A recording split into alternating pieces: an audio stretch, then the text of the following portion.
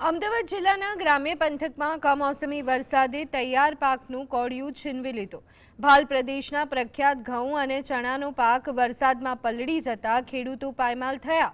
ખડામાં રાખેલો પાક પલળી જતા ખેડૂતો હવે સરકાર સામે સહાયની મીટ માંડી રહ્યા છે। અમદાવાદ ગ્રામ્ય પંથકમાં અચાનક ત્રાટકેલા મિની વાવાઝોડા અને કમોસમી વરસાદે ખેતી પાકોને ભારે નુકસાન પહોંચાડ્યું છે। બાવળા, ધોળકા, સાણંદ અને ધંધુકા ધોલેરા પંથકમાં તૈયાર થયેલા ઘઉં, ચણા અને ડાંગરના પાક પર કુદરત રૂઠી છે।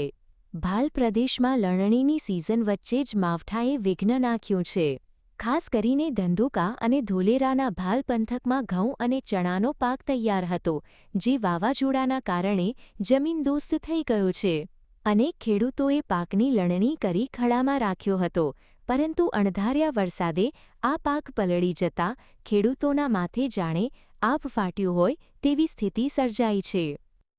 આશરે અમારે ગામના ઘણા ખેડૂતોને ચણા ઘઉં નુકસાન થયેલું છે અને કમોસમી વરસાદના કારણે અત્યારે મારી પાછળ જુઓ છો ઘણાના ચણા બગડી ગયેલા છે અને પાણી પણ ભરાયેલા છે।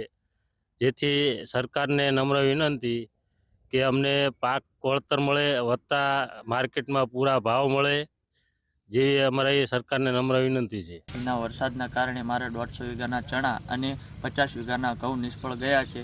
તેને લણી શકાય તેવું નથી અને મજૂરી પણ પૂરતી પડે એવી નથી। તમે જોઈ શકો છો પાછળ 200-300 ખેડૂતોના ચણા વાઢેલા, ખળામાં લાયેલા બધા નિષ્ફળ ગયા છે। કમોસમી વરસાદના કારણે ઉનાળુ ડાંગરના પાકને પણ વ્યાપક અસર પહોંચી છે।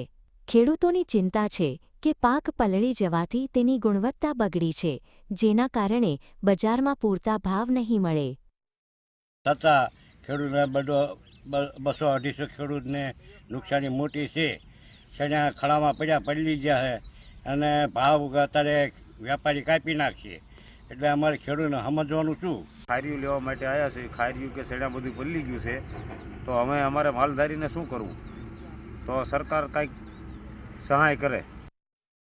પાયમાલ થયેલા ખેડૂતોએ હવે સરકાર પાસે તાત્કાલિક નુકસાનીનો સર્વે કરાવી યોગ્ય વળતરની માંગ કરી છે। માર્કેટ યાર્ડમાં પલળેલા માલના પણ પોષણક્ષમ ભાવ મળે તે માટે યોગ્ય કાર્યવાહી કરવાની લલકાર જગતના તાતે લગાવી છે। કાળુ ચાવડા, GSTV, બગોદરા।